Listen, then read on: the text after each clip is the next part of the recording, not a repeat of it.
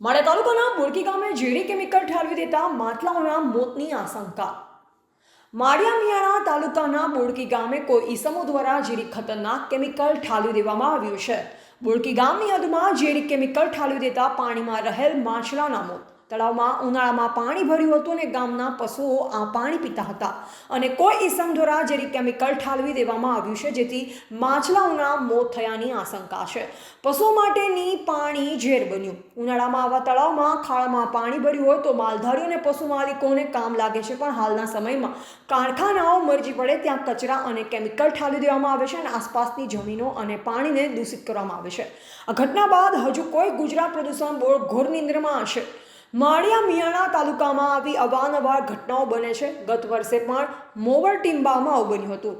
ગામની વિઝિટમાં આવ્યા નથી હાલ ગુજરાત પ્રદૂષણ બોર્ડના અધિકારી। પોલીસમાં ફરિયાદ નોંધાવી અને દાખલો બેસાડે એટલે બીજી વાર આવું ન બને। બોડકી ગામના આગેવાન વિપુલભાઈ પાસેથી સમાચાર મળી રહ્યા છે। જાગૃત નાગરિક વિપુલભાઈએ મીડિયાને જાણ કરી ઘટનાની વિગત આપી। રિપોર્ટર બોચિયા નરોત્તમ, માળિયા મિયાણા।